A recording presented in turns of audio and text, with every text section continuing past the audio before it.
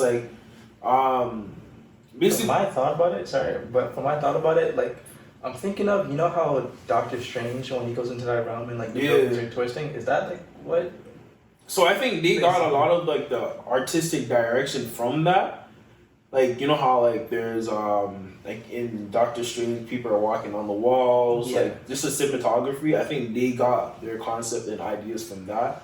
But it's like the summary of what the movie is that the main characters basically travel through people's dreams to grab to get information. Oh. Right? So they use this machine, but you have to do it in a particular way where you need a person that's an architect that like maps out the location. There was other names for the other people that do it. Cause like you need a team, right? Mm-hmm. I can't remember. Cause remember like the main character, he was doing a mission for that Asian guy. Yeah. But he had like a team of guys, and I forgot what their roles were. I haven't watched that movie in a while. Yeah, but I just remember you need an architect just to map up the location. Mm-hmm. And long story short, the main character his wife dies.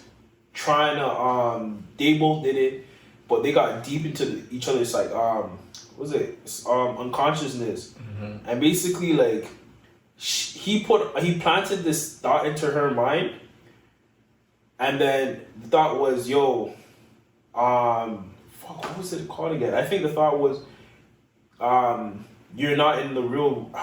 So I'm trying to remember what the thought was. Like, you're not in reality. So basically, when she got out of the machine and actually became into reality, she thought that she was still in a dream. Yeah. So in order to free herself, she killed herself. That's so scary. And then she framed him, so he killed himself, so he could free himself from the dream. Because she thought it was a dream. So but they were really in reality. Yeah, but they were really in reality. So it's like kind of like a mind bend. Yo, that seems like a mix of Romeo and Juliet and The Matrix. Because you see how you said there's architects? There's a person on the ship who then puts you in the simulator. Yeah, so basically, it's kind of the same concept where it's like there's a machine that puts you into a dream world, right? But it's somebody else's dream. So like, for instance, let's say me and you wanted to go into his head, to go into his dreams and see what's going on and get information. There's a machine that hooks us up to it, right? But the tricky part about it is that you need somebody outside to wake you up. So there's certain like things that they can do, like I guess kick you, or there's a scene where in the beginning of the movie where one of the people, main characters, to wake him up, he falls into a pool of water. So that wakes him up. I don't know if you guys see the 6 foot, 7 foot video where Lil Wayne falls into a pool of water. That's where they got that. Yeah. That's what. Yeah. I watched the movie. Like, okay, that's where he got that from. But what's the rating of this movie? What would you rate it as, at least? Honestly, I would have to say it's a 10 out of 10. Like, I had no problems with the movie. Like, I remember just watching it and just thinking, I'm like, yo, I could see why people are like paging me about not watching the movie, because like this was a really good movie. But I wonder what IMDb says. Yeah, you guys are gonna go check that out for yourself. I give it a solid 8, just because I love that movie, man. Time spent, like what do you call it? Like people's attention span.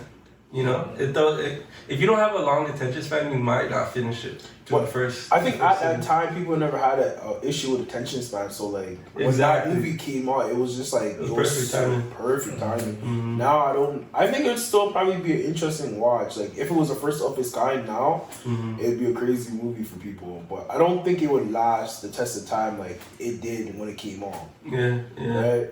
Attention span is so much shorter now. I don't think people are gonna sit through that.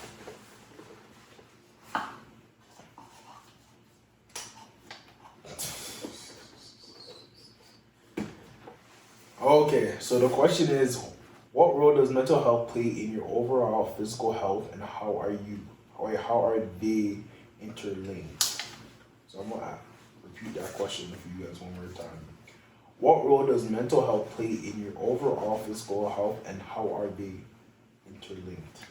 Mental health and your physical health? Yeah. Ooh, I think they're one in one, because to have a strong mental health, it's good to have a strong physical health, because like working out and stuff and exercising consistently, it's a big stress reliever.